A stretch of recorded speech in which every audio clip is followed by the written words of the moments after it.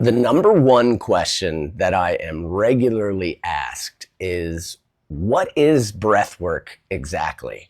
And how does it do so much that you're claiming that it does? And that's a really simple question to answer, because by now everybody's kind of tuning in to the same thing we're hearing all across all platforms. Your nervous system runs absolutely everything inside of your body. And that is all the way down to your energetic or spiritual body. That is all the way down to your physiological or physical state of your body, and also the psychological side of your body as well, or the mental makeup of you. And all of this is run, again, by your nervous system. So I figured the best way to describe what breathwork is doing inside of your body is to associate yourself with what's happening within you. So when you think of your nervous system, there are two parts that we focus on. The main part is your supercomputer and the connection to the rest of the body that we call your central nervous system, right? Your brain, which is the supercomputer, and then your spinal column, which is your connection into all the parts of your body, which leads us into the second part of your nervous system, called your peripheral nervous system. And that's all of the nerves that span out from the spine, span out from the brain, that are extending into your extremities, into your phalanges, into your toes, and allow the brain and the spinal column to transmit signals, electrochemical signaling, throughout the entirety of your body. Now, what you're tuning into again, and what everybody else is tuning into again, is we now know that that nervous system runs absolutely everything. And now we've also really focused on the 10th cranial nerve, or what we call your vagal nerve system, because that is the back door that is connected to all of your visceral organs, from your medulla oblongata, which is the part of your brain stem, the very lower or bottom part of your brain stem, which is where the pre-Botzinger complex is located. This is where your rhythmic breath is literally stored as a function and as a wave. So what's attached to that medulla oblongata on both sides is your 10th cranial nerve, that vagus nerve system, which is connected into your heart, connected into your lungs, connected into your gut, all of your intestines, your liver, your pancreas. So literally the backdoor system to your entire central nervous system and peripheral nervous system. So when we think of it in that way, if we know now that the vagal nerve system runs absolutely everything in the back end, then we know that high stress turns it off completely, or at least dulls its function and puts you into three different states that we'll talk about. A lot of people have heard about the fight and flight and then the rest and digest. But there's actually three states inside of your vagal nervous system, which is part of the Polyvagal Theory that we all study now. So the three states that we're really going to focus on are vagal states, of course. They affect your vagus nerve, which is your 10th cranial nerve. And the first one is called the ventral vagal state. And this is your rest and digest that we spoke of. This is your safe and secure. The signal's now going out through the entirety of your nervous network telling you, I'm safe. I'm in a place where I can relax. I can turn on all of my memory centers. I can turn on all of my learning centers. And I can let go of a lot of this external influence and external stimulation that is constantly bombarding us. So that's the first one that we'll focus on. The second one is called your sympathetic nervous or vagal state. And this, of course, is the one that we've all heard of. This is your fight or flight, right? You can think of it in a way of the bear is chasing you. Well, you don't need blood here in your brain to think. You don't need blood in your digestive system to work on digestion. You need to run. So the body pumps all the blood through a chemical compound called norepinephrine, and this, or noradrenaline, and this pumps all the blood to your feet, to your hands, so that way you can fight or flight. You can run or you can fight. That way you can survive, right? And these are all states based off survival. Now, the third one that we really don't give a lot of attention to, and thankfully through polyvagal theory, we're shifting into this now and more focus on it, is the dorsal vagal state. And I'm sure many of you have found yourself in this state. It's either rest and digest, fight or flight, or you fawn and freeze. And that's the dorsal vagal state. That's the one where there's no escape that's possible. So you just do everything that you can to shut down the stimulation of the body. Usually that comes out in a freeze, a pause. You feel low energy. You lay on the couch and you just want to cry. You don't want to do anything. Even the thought of making some sort of shift or change for you is just too much. It's overwhelming. And as we move into talking about what breathwork can do for you, I want you to focus on those and remember times through your life that you have found yourself in that calm, rest and digest state. You found yourself in a fight or flight, like I've got to get the hell out of here, or I've got to fight back against whatever's coming at me. And then of course we've all experienced okay, this is just too much. I don't know what to do, so I'm just going to shut down, or I'm going to freeze. And the beautiful part is that it's not about living in one state. This is where nervous system literacy comes in and why it's so important inside of where or how we teach breathwork. So it's not just teaching breathwork. It's actually neuroscience and allowing you to be able to shift and change your physiology and your psychology at will. So when we look at how breathwork is controlling all of these functions, it's attached to that medulla oblongata that we talked about, right? The brain stem, the part of the brain stem that is in control of your rhythmic breathing. Well, depending on those three states is depending how rhythmic your breath is, right? You can imagine if you're in that very safe and secure space, then your breath is going to be very slow, or at least a very medium pace, very even, allowing you to settle into a very even rhythm moving through your nervous system, right? There's not a lot of jagged edges. There's not a lot of stimulation. There's more of this overall peace and calm that's moving through your entire system. So the other ones that you can think of whenever you're looking at the sympathetic state, right? That sympathetic vagal state, of course, fight or flight. Your breath rhythm now is going to shift to a very short, rapid, choppy type of breath. Because why? Your body's going to need to pump that blood out to the hands and the feet. And the only way it can do that is through an accelerated heart rate, right? Cortisol jacks your heart rate up. Norepinephrine or noradrenaline pulls glucose out of your blood and shoots all of that energy to your hands or your feet.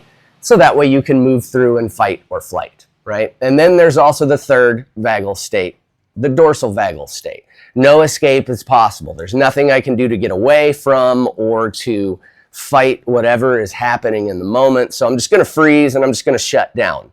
Well, that moves you to another very low energy state that's based on, it is a little more medium of a heart rhythm. However, it's very choppy and it's not very even. You're not going to have what we call a coherent wave happening inside of your breathing process, which again is going to steal all that glucose out of your blood, because now you're mentally running from the bear. You don't physically have to, but my God, you're going through all of these different scenarios of freeze or fawn, of how the hell can I just get out of this situation? Let me shut everything down.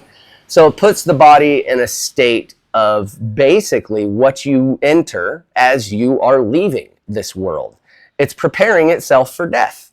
And that's why you feel so exhausted, why you feel so drained when you're not inside of that very ventral vagal state or that calm state of your nervous system. You're expending a lot of energy. And what we have found is that most people now, as a society, we have traded actual danger for perceived danger. We no longer have to run from the tiger or the lion or the bear. We now have little Jimmy soccer practice. We now have bills accumulating. We have all of these different life challenges that we have now that we've traded all of this actual stress and danger for perceived stress and danger. So here's the funny thing is the body is objective. It doesn't know the difference. It doesn't understand that you're not running from the bear, that it's just little Jimmy's soccer practice and the bills and the spouse and all these other things that are creating stress. It's wired for survival. So it immediately goes back to you're being chased by the bear, which again puts you inside of that very exhausted, that drained state of being.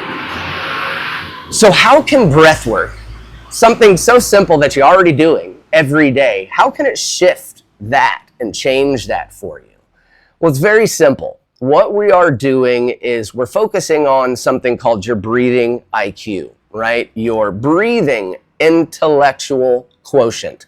Your IQ is, of course, how smart are you, right? Your breathing IQ is based on where are you breathing from and how are you breathing. And that is something that we can actually increase, just like your IQ, with practice. And practice makes permanent in neuroscience. It doesn't make perfect. So with more practice, you can gain nervous system literacy and be able to shift between those states at will. And that's the key. Not finding yourself inside of that ventral vagal state all the time. That can't happen. There's always going to be stimulation.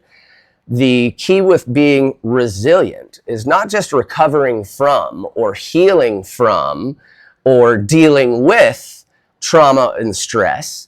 It's being able to prepare for. It's knowing what to do next and how to be able to shift yourself into that next state at will without any real challenge. And the more that you practice these things, the more that you can turn those systems off and enter that ventral vagal system, that more rest and digest way of being. And breath work, as we've talked about, is the key. Why? Because it is tuned into and a part of your most basic survival instinct, your brainstem. That is literally the survival instinct source of the entirety of your body. It controls your rhythmic breath, which of course controls absolutely everything. Your nervous system state, your mind, your energetic state, everything is based from your breath. So when you find yourself in a constant fight or flight, or that dorsal vagal state, freeze and fawn, then you can shift that by shifting the rhythm of your breath, which again sends signals down through that vagal nerve system, that 10th cranial nerve. And here's a little bit more of a specific view of why we focus on where we're breathing from. All right, we have these two orifices that we can take in air, right? Our mouth and our nose.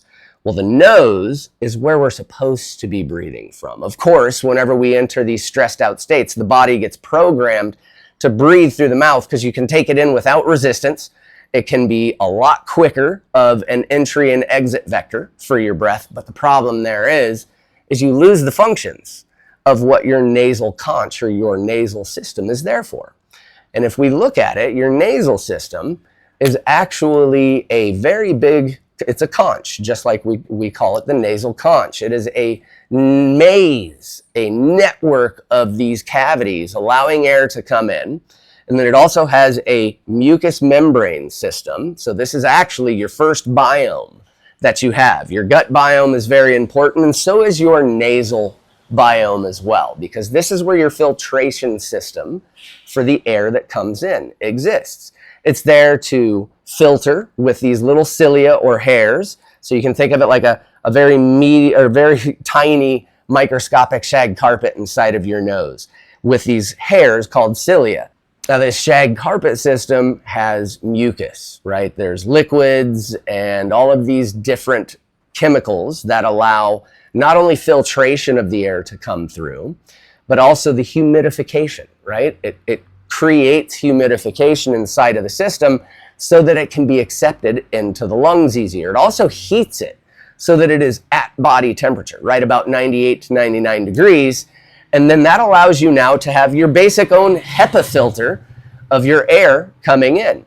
Now, the other important piece of why we focus on breathing through the nose, and we'll look at this right now, actually, if you take a look, your nasal system, besides humidifying it, besides warming it and purifying it, right at the very top of your nasal passages are thousands and thousands of these nerve endings that extend or protrude into the top part of your nasal conch.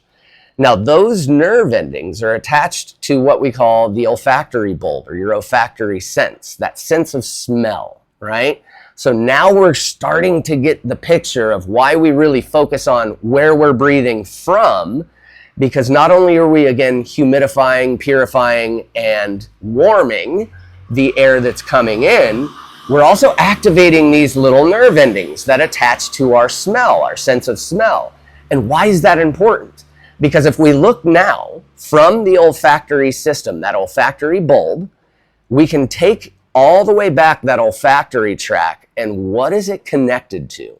It's connected to your amygdala, your alert centers. Now, the amygdala has usually been demonized as the alert centers in a bad way, but this is an alert center in all shape and form. It doesn't matter what the stimulation is. Your amygdala is there to pick up and transmit that there's something super important that you should be paying attention to right now. So when we focus on breathing through that nasal conch and activate those nerve endings, the very top of your nasal mucosa, then we're activating the olfactory bulb, which again is activating our amygdala. It's telling the body, pay attention, there's a very important event happening right now. And that strategic stimulation allows us to modulate not only brain waves, it allows us to modulate the breathing rhythm of the entire body, allowing us to shift it into a slower, more patterned, more coherent way of breathing. And then it also allows us to shift the electrochemical and compounds, the chemicals that are sent throughout the entirety of the body. And that right there is why it's so important for us to focus on where you're breathing from, not just how you're breathing. Yes, we can affect the rate and rhythm of your breath, but if we're still breathing through the mouth, then we're missing out on that nervous system activation, which becomes a strategic stimulation to move between those three states that we talked about. That's the importance of the work that we're doing here at the Willful Warrior with the Welcome Home method. This is a multifaceted modality of breath work that allows you to shift between those states to increase your resilience in every fashion and form so that you can deal with what life throws at you, what your body, what your mind throw at you, the energetic state that you're currently in or what you want to shift to. All of that is bridged by your breath. It's the one system in the entire body that is both controlled and controllable. So what does that tell you? That is your avenue into absolute and complete change, to shift and modulate the experience of your life to one that you want to experience. Instead of just being a flag in the wind, you now get to make yourself the wind, shifting and changing that flag in the direction you need it to be. So one of the best tools that we have for you is called Healing Breathwork Fundamentals. We go over quite a bit more and in more detail and depth with 3D visual aids and practical application, ways to put this into practice in your life on a daily process that allows you to shift and program and change your nervous system, because that's the one thing that we have recognized and that we are all now teaching on this side of things in neurology, is that this can be shifted. It can be changed. It's never too late to make that change. And inside of Healing Breathwork Fundamentals is a very easy 5-week self-paced program that allows you to walk through rooting yourself back into the rhythm with which you entered this world. Because when you were a baby, you were clean and clear, perfect energy, perfect breath patterns. Your body knew exactly what to do to heal, to learn, to extend, to grow. And then, of course, we have this world and all this programming that's laid on top of this by the time we're 8, 9 years old, and we become very different. And then we start losing that program, that signal. So this will help you to regain that function, to increase your nervous system literacy, to increase your breathing IQ. And I welcome you also to not just check it out on our website, thewillfulwarrior.com, but reach out if you have any questions. There's ways inside of our website that you can schedule a one-on-one clarity session or discovery session so that we can talk about your challenges, your goals, and create a specific protocol that's going to help you shift everything you're working on, because this is not cookie cutter. Like every other breathwork system that's out there, it is not a one-trick pony. The Welcome Home method is literally built in nervous system literacy and a multimodality of breath work that you can use to shift and change absolutely everything inside of your experience of life. Thank you so much for spending some time with me. Please leave any comments, any questions here on this video. And I am excited to see you inside of one of our many programs. Make it an amazing life, warriors.